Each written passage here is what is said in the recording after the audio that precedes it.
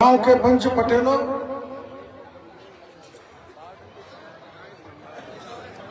विशिष्ट अतिथिगण, हमारा दीपक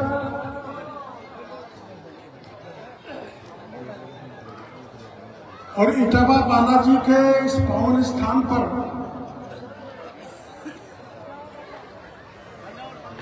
कन्हैया दंगल सुनने वाले भक्तगणों, माता और बहनों,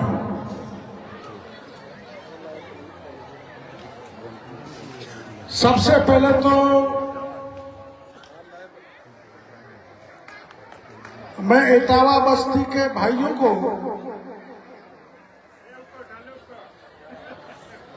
धन्यवाद देना चाहूंगा। मैं हेलीकॉप्टर में बैठ लिया, हवाई जहाज में बैठ लिया, घोड़ी पे बैठ लिया, ऊंट पे बैठ लिया, बैलगाड़ी में बैठ लिया, रथे पे बैठ लिया, भैली में बैठ लिया और 45 साल से राजनीति में हूं। सर्वत्र चाहे सपूतरा चला जाओ, चाहे गोठला चला जाओ, चाहे मंडरायल, चाहे मध्य प्रदेश, चाहे गंगानगर, चाहे हनुमानगढ़, जनता बहुत प्यार देती है। किंतु 72 साल की उम्र निकल जाने के बाद हाथी का मजा तो इटावा की जनता ने दिलाया।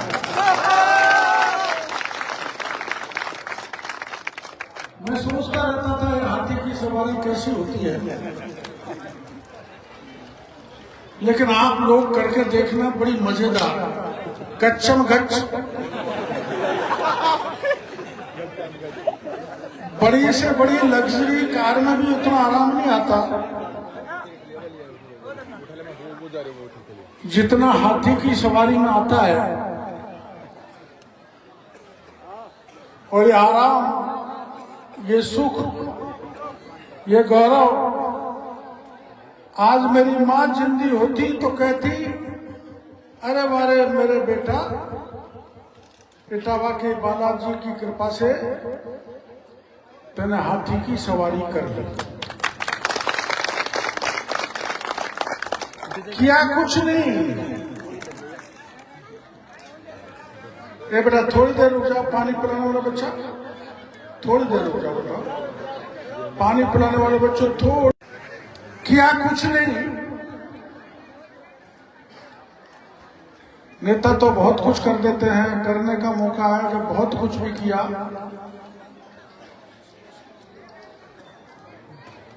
ये इटावा के भक्तों ने, बालाजी के भक्तों ने 18-19 करोड़ की राशि इकट्ठी की भव्य मंदिर बनाने के लिए। आपने अच्छी तरह से देखा है, 10-12 साल में भगवान राम का मंदिर बन के तैयार हुआ है। जिस देश में हमने जन्म लिया, भगवान राम को मानते हैं, जीवन से मरण तक रोम रोम में राम समाया रहता है। और जब अंतिम यात्रा होती है तब राम नाम सत्य है, सत्य बोलो कहते हैं, ये बोलते हैं। वैसे भगवान राम का मंदिर बनाने में भी 500 साल लग गए। धन्य हो नरेंद्र मोदी और सुप्रीम कोर्ट का कि उन्होंने भव्य राम मंदिर बना के देश के सामने खड़ा कर दिया, अयोध्या। और राम के सबसे बड़े भक्त कौन थे? हनुमान जी, बालाजी महाराज इटावा। अब मैं ज्यादा तो जानता नहीं, ये कन्हैया गाने वाले समझे, मैं तो राजनीति में हूं। चुनाव में आता हूं, भाषण दे देता हूं, जितने कृपा हो जाती है उतने वोट ले लेता हूं। एक बार हो सकता है मैं गलत हूं, एक बार माला के एक बीज को, मणि को दासों से तोड़ तोड़ कर हनुमान जी देख रहे थे। गलती हो तो आप सुधार देना। तो शायद लक्ष्मण ने उनको टोका, इनमें तुम क्या देख रहे हो, इनको क्यों काट रहे हो, क्यों तोड़ रहे हो दांतों से। तो हनुमान जी ने कहा कि मैं देख रहा हूं कि इनमें राम है क्या। ए भाई बात मत करो, हलवाई का बेटा थोड़ी देर। तो लक्ष्मण ने पूछा, लक्ष्मण ने हनुमान जी से कहा कि इसमें भी कोई राम है क्या। तो हनुमान ने कहा पृथ्वी के कण कण में राम है, कण कण में भगवान राम समाया हुआ है, मेरे हृदय में भी भगवान राम समाया हुआ है। तो लक्ष्मण ने कहा बताओ कहां राम है। तो छाती खोल के हृदय को दिखा दिया था जिस पर राम ही राम लिखा था हनुमान जी के। हनुमान जी का मंदिर आप यहाँ बनाने के लिए जा रहे हैं, राम ही राम। उस बजरंगबली महाराज का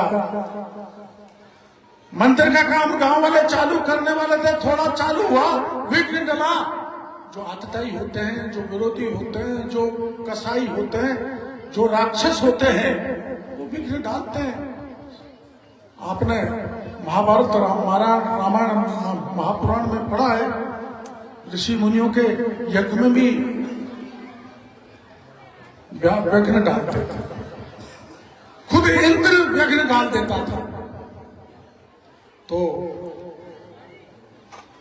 इनके बालाजी के मंदिर के निर्माण में भी विघ्न डला। मैं सवाई माधोपुर था,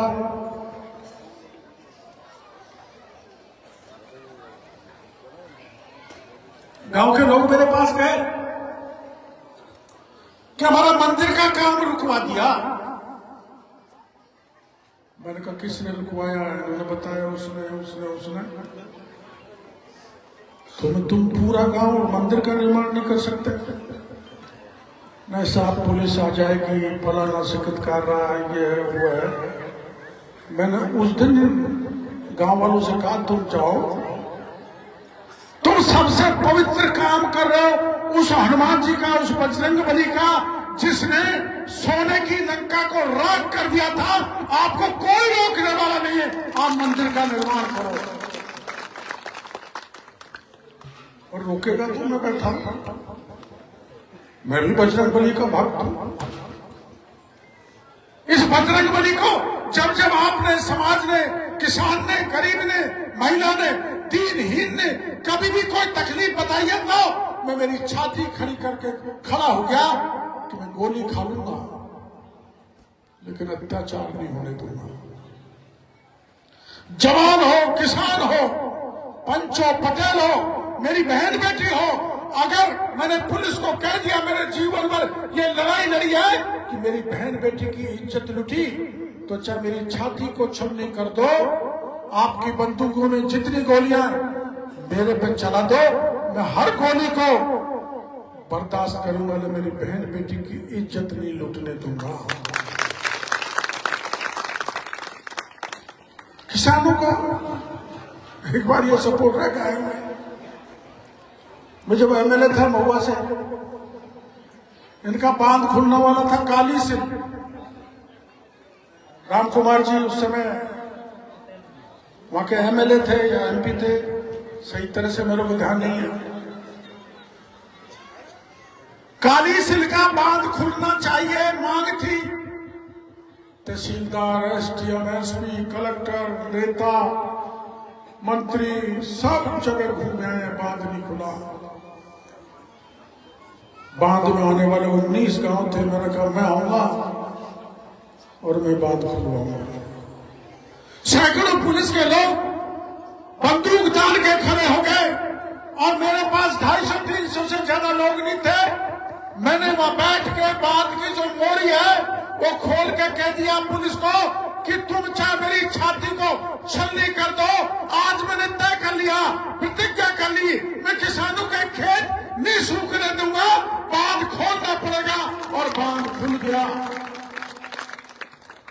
कैसे खुला? अगर मैं डर जाता तो बांध नहीं खुलता, मौत से डर जाता, गिरफ्तारी से डर जाता, लाठी के डर से डर जाता। मेरी बात सुन लो भाई, मौत तो तय है, एक एक पल लिखा हुआ है, सदा मौत आपके पीछे खड़ी रहती है।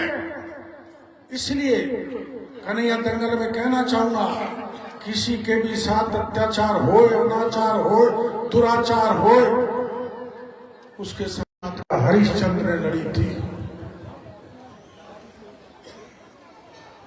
आप कितना ही धन कमा लो, कितना ही पैसा बना लो, कितना ही नौकर हो जाए, कितना ही जमीन महल, सबको यही छोड़ जाओगे। कुछ साथ नहीं जाने वाला याद रहेगा तो क्या रहेगा? हमको पता नहीं कब राजा हरिश्चंद्र पैदा हुआ था, लेकिन जब तक धरती आसमान है, सूरज चांद है, जब तक राजा हरिश्चंद्र का नाम अमर रहेगा।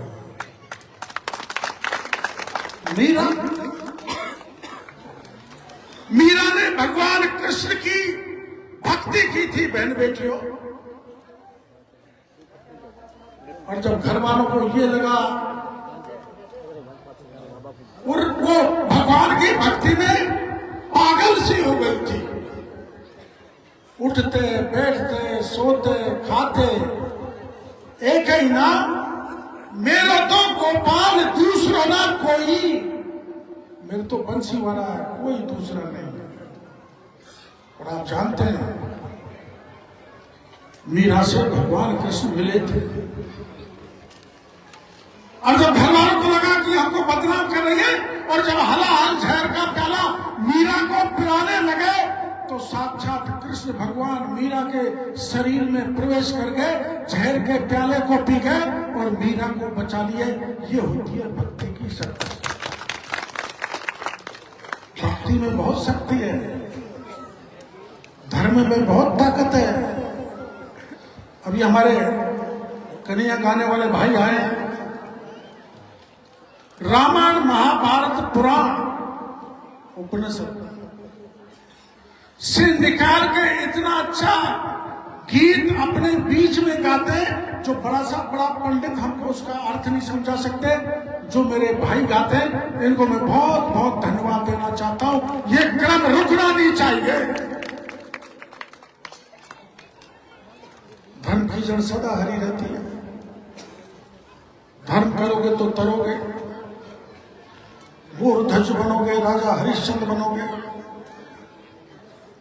और अभी ये बच्चे वहां नारे लगा रहे थे, बाबा तुम संघर्ष करो, हम तुम्हारे साथ हैं। अब बाबा तो 72-73 साल का हो गया, कब तक संघर्ष कराओगे? राजनीति में हर पल एक एक सांस देश और जनता के लिए समर्पित कर रहे हैं। देखिए बालाजी है, ऐसा ही बड़ा स्थान चूरू में सालासर का बालाजी है। परसों गया था, बालाजी के दर्शन किए, दर्शन करके बालाजी से प्रार्थना की, हे भगवान, हे पवन पुत्र, मेरा किसान लूटा जा रहा है, करोड़ों रुपए किसान के लूटे जा रहे हैं, किसान का नाम नहीं, खेत का नाम नहीं, नंबर का पता नहीं,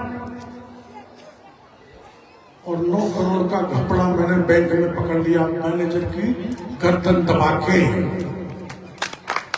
और मैंने गिनती की है ऐसे बैंक जिन पर हम भरोसा करते हैं। राजस्थान के 15,000 किसानों का 11 से 50 करोड़ रुपए दबा दिया, घपला कर दिया, भ्रष्टाचार फैला दिया।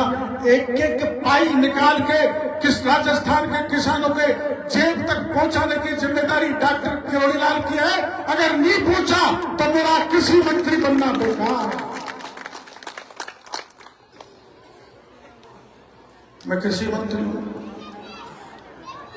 गांव का मंत्री हूं, गांव के दुख दर्द समझता हूं, किसान के दुख दर्द जानता हूं।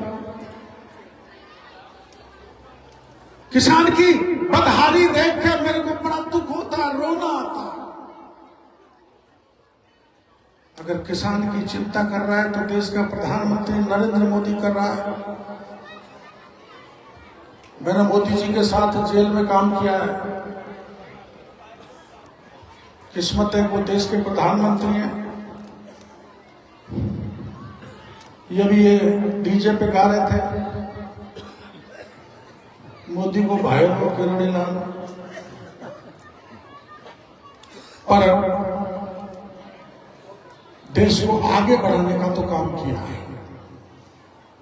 क्या इटावा के भाई सोच सकते थे कि दिल्ली से मुंबई तक एक ऐसी सड़क इटावा के बालाजी के बगल में होकर निकलेगी जहां से 3 घंटे में दिल्ली पहुंच जाएंगे और 7 घंटे में मुंबई पहुंच जाएंगे? मैंने तो कभी नहीं सोचा था। क्या इटावा के भाइयों ने यह सोचा था जो चंबल बहकर जा रही है वर्षों से, कोटा के डाउन स्ट्रीम से जाके समुद्र में बहकर पानी बेकार जा रहा है, उस पानी को उठा के राजस्थान के 17 जिलों में भेजा जा सकता है? सोच नहीं सकते थे, कल्पना नहीं कर सकते थे। मैं 89 में चुनाव लड़ने आया था, ज्यादा समझता नहीं था, लेकिन मेरे दिमाग में एक बात बैठ गई, चंबल का पानी सवाई माधोपुर जिले के चप्पे चप्पे पर पहुंचना चाहिए। मैंने कहा मैं इसको हरियाणा बना दूंगा। तब से लगा हुआ था। कई बार जाता था तो लोग मजाक करते थे, हरियाणा कब बनाओगे? कोई जवाब नहीं था। लेकिन इटावा के इस पावन मंदिर के प्रांगण में कह रहा हूं, मेरा वह सपना पूरा करने का काम किया है कि 17 जिलों में चंबल का पानी जाएगा। मेरा इटावा जहां मैं भाषण दे रहा हूं वो सरसब्ज हो जाएगा, ये बालाजी की कृपा से और मेरी प्रबल इच्छा से सफल हो पाया। 90,000 करोड़ रुपए खर्च होगा जिसको मोदी जी करेंगे। अब आपका कोई परेशानी हो, किसी प्रकार की, किसी भी जात का हो, किसी भी समाज का हो, किसी भी दल का हो, किसी भी इलाके का हो, मेरे पास में कोई आ जाता है तो उसकी मदद जरूर करता हूं, लेकिन आपस के झगड़े झंझट में नहीं पड़ता। भाई भाई लड़के आ जाए तो मेरी दुविधा हो जाती है। आपकी लड़ाई लड़िए, आगे भी जरूरत पड़ेगी तो लड़ूंगा। जब तक तन में सांस है तब तक आपके आरक्षण का बाल बांका नहीं होने दूंगा। अभी चुनाव हुए थे लोकसभा के 2024 में, सब प्रचार किया गया मोदी अगर आ गया तो रिजर्वेशन को खत्म कर देगा। हम ये सीट हार गए, करौली की हार गए, धौलपुर की हार गए, भरतपुर की हार गए, 11 सीट चली गई। मैंने बहुत समझाया कि रिजर्वेशन नहीं जाएगा, मैं भरोसा देता हूं। ना ना ना, तेरा कोई भरोसा नहीं। मैं आज आपसे पूछना चाहता हूं, 2005 में जो आंदोलन चालू हुआ था गुर्जर आरक्षण का, उस गुर्जर आरक्षण की चिट्ठी रोकने का काम किसने किया था? आप अपनी छाती पे रख के पूछो। 33 MLA थे, सारे भाग गए। मैं बिल्कुल अंगद की तरह पैर जमा के खड़ा रहा, और जब चिट्ठी जाने की नौबत आई तो इस कैबिनेट मंत्री के पद को ठोकर मार के आपके बीच में आ गया और आरक्षण को बचाने का काम किया। मीना विवाद खड़ा हुआ, सर्टिफिकेट बनना बंद हो गया, उसको सुलझाया। आमागढ़ 14वीं सदी में वहां कोई मीना राज करता था, वहां से झंडे हटा दिया, देवता की मूर्ति हटा दी, उस पर कब्जा कर लिया कुछ बदमाशों ने। आपके बीच में आवागढ़ का मामला आया था, मगर जो झंडा हटाया है मीना सम्राट का, उसको फहराने का काम डॉक्टर किरोड़ीलाल करेगा। गहलोत साहब ने कहा परिंदा भी पैर नहीं रख सकता, चिड़िया भी नहीं जा सकती। गहलोत साहब मुख्यमंत्री थे, मैंने कहा चिड़िया नहीं, चिड़ा जाएगा डॉक्टर किरोड़ीलाल। आप सबको पता है आमगढ़ में 1000-1200 पुलिस वाले, कई एसपी, कई आईजी, डीआईजी, अग्नियंत्र, ड्रोन जो आसमान में उड़ के देखता है, गोलियां, लाठियां, अश्रु गैस, क्या क्या नहीं था। जैसे तो हिंदुस्तान पाकिस्तान की लड़ाई हो रही है।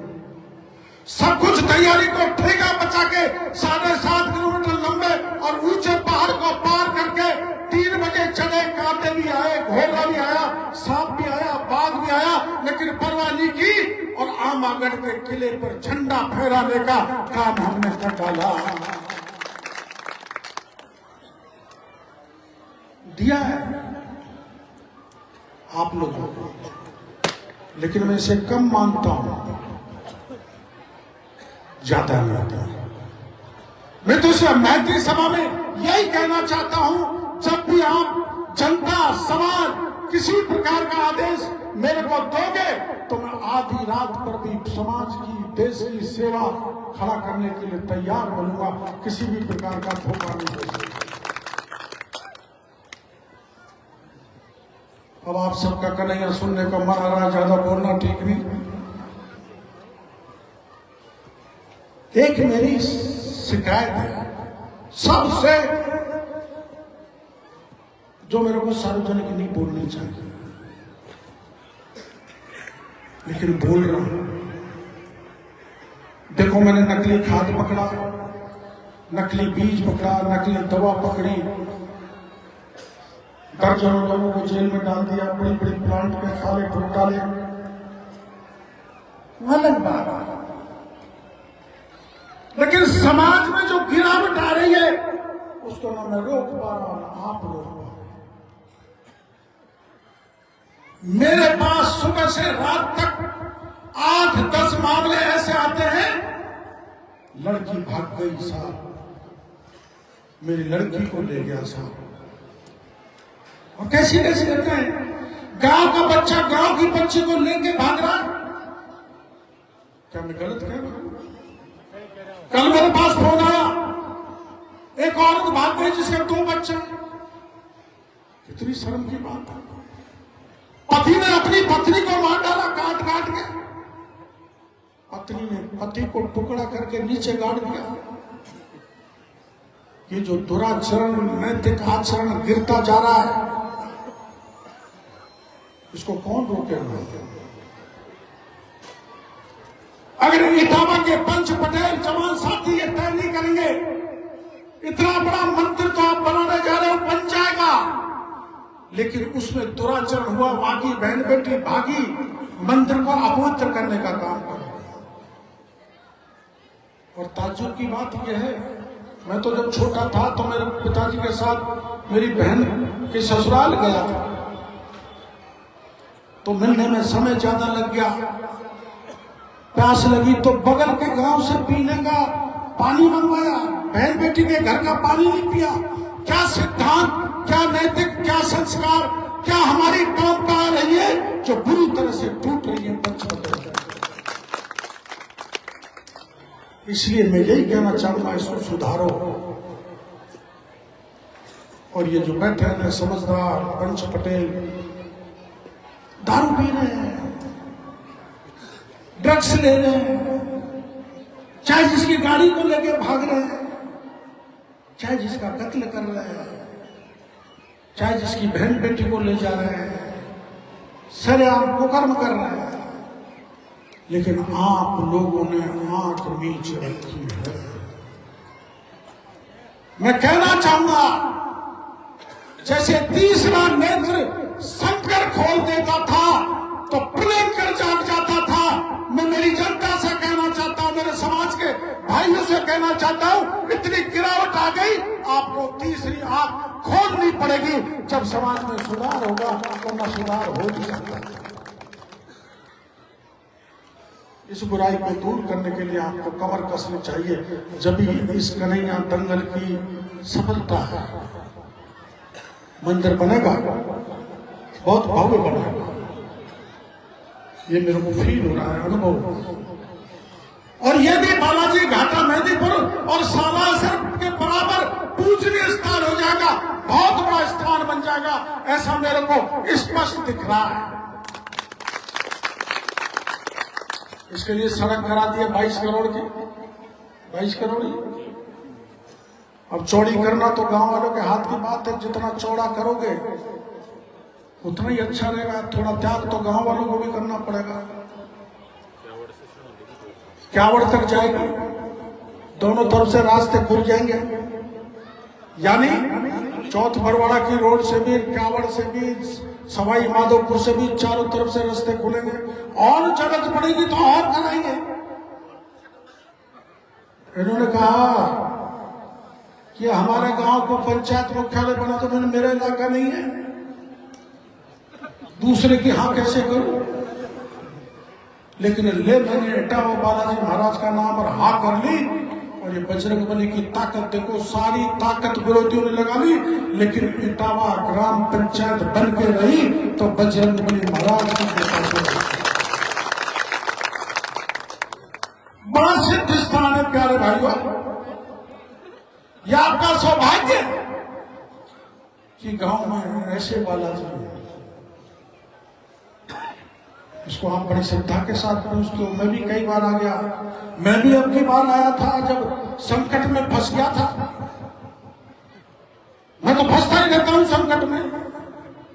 मैं तो किस्मत में ये लिखा है शुरू से, कभी जीतना कभी हारना, पर हारता नहीं हूं, हरा दिया जाता। कैसे?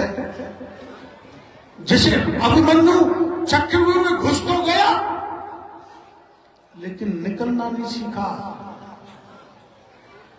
मैं चक्रव्यूह में घुस तो जाता हूं टिकट लेकर, निकलने की विद्या ये जनता जनार्दन सिखाती है। नहीं तो ऐसे ऐसे षड्यंत्र है कि मैं कभी भी राजनीति में सफल नहीं हो सकता था।